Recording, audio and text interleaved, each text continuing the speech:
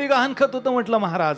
ते सगळं इंद्रायणीच्या डोहात बुडवून टाकलं हो. अरे धनधान्य कोठार ज्या घरात भरलेलं होतं ते कोठार माझ्या तुकोबरायांनी समाजासाठी बहाल केलं, समाजासाठी रित करून ठेवलं. घरात एक अन्नाचा दाना सुद्धा राहिला नाही. आणि अन्न अन्न करत एका पत्नीचं निधन झालं. संतू नावाचा मुलगा तो सुद्धा मरण पावला.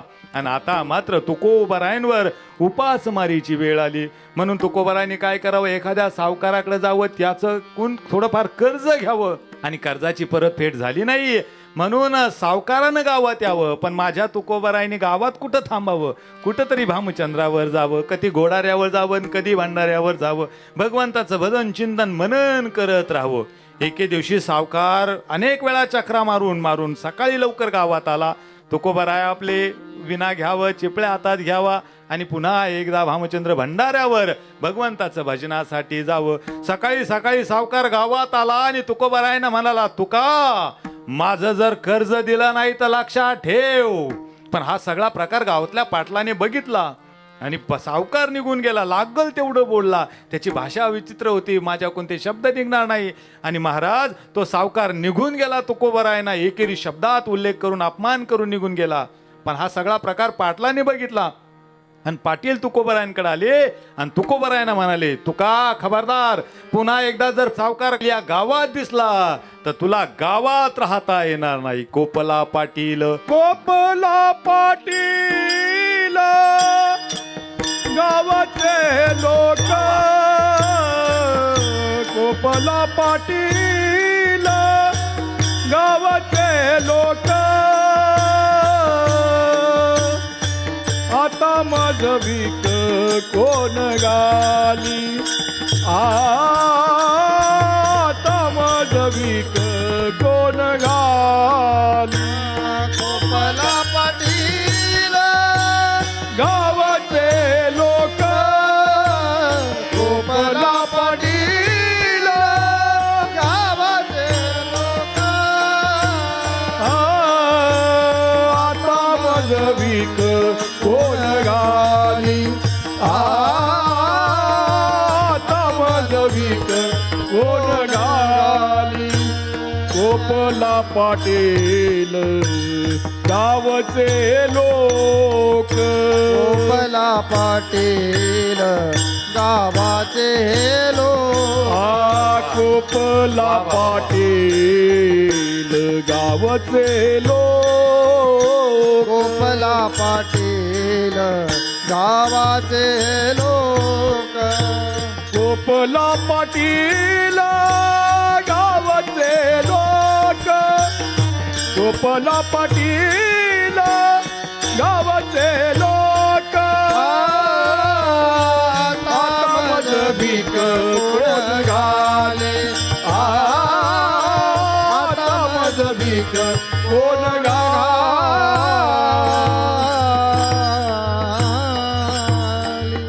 कोपला पाटील गावीची ही लोक, आता मज भीक कोण घाली. अहो हे तर काहीच नाही महाराज. किती त्रास द्यावा लोकांनी माझ्या तुकोबरायांना.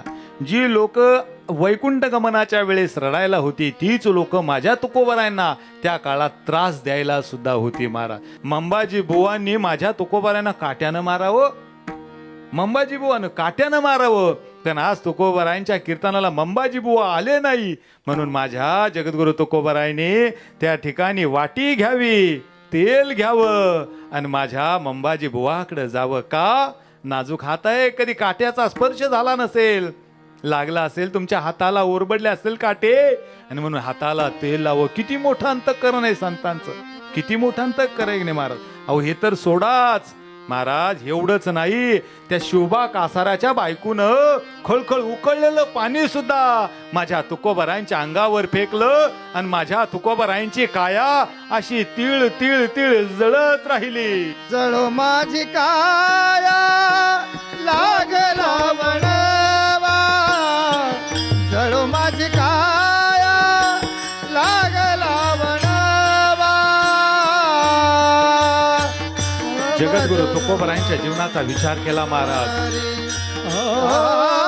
माझ्या जगद्गुरु तुकोबरायांनी कीर्तन करावं आणि कीर्तन करत असताना तुकोबरायांचा नियम होता, कीर्तनाच्या अगोदर माझे तुकोबराय स्नान करायचे आणि मग भोजन करायचे. तसे तुकोबराय हे देऊचे, पण जेवढे कीर्तन माझ्या तुकोबरायांचे देऊच झाले नाही, त्यापेक्षा काही जास्त पटीनं कीर्तन हे लोहगावमध्ये झाले. लोहगावमध्ये एके दिवशीचा प्रसंग आहे. माझे तुकोबराय लोहगावमध्ये कीर्तनासाठी आले, पण त्या गावात तुकोबरायांचा एक द्वेष्ट करणारा होता. त्याचं नाव शिवबा कासार. तुकोबरायांनी कीर्तनाला यावं, याने वाटेत दगडच काय टाकावी, तुकोबरायांच्या वाट्यात काठ्याच काय टाकाव्या. तुकोबराय आले की नको नको नको ते बोलावं, छळ करावा माझ्या तुकोबरायांचा. पण माझे तुकोबराय बोलायचे, आज नाही ना तर उद्या होईल यात बदल. रोज कीर्तनाला जायचे, कीर्तनाला गेले, कीर्तन सुरू झालं की सगळ्यात पहिले म्हणायचे, आज माझा शिवबा नाही आला कीर्तनाला. कीर्तनाला नव्हता येतो तो शिवबा, येत होता फक्त माझ्या जगद्गुरु तुकोबरायांना त्रास द्यायला. आज शिवबा नाही आला. रोज जायचा, कीर्तन सुरू व्हायचं, अगोदर त्रास द्यायचा, कीर्तन संपलं की मग नंतर पुन्हा त्रास द्यायचा. सातत्यानं हा प्रकार. एके दिवशी माझ्या तुकोबरायांनी कीर्तनाला जावं, कीर्तनात विचारावं, शिवबा नाही आला माझा. आणि कुणीतरी जाऊन माझ्या त्या शिवबा कासाराला सांगितलं, अरे शिवबा, जगद्गुरु तुकाराम महाराजांसारखे संत तुझी कीर्तनात आठवण काढतायत, तुझं नाव घेतायत. तो शिवबा हसत हसत म्हणाला, नाही, अजून तुकोबरायची खोड मोडली नाही वाटतं.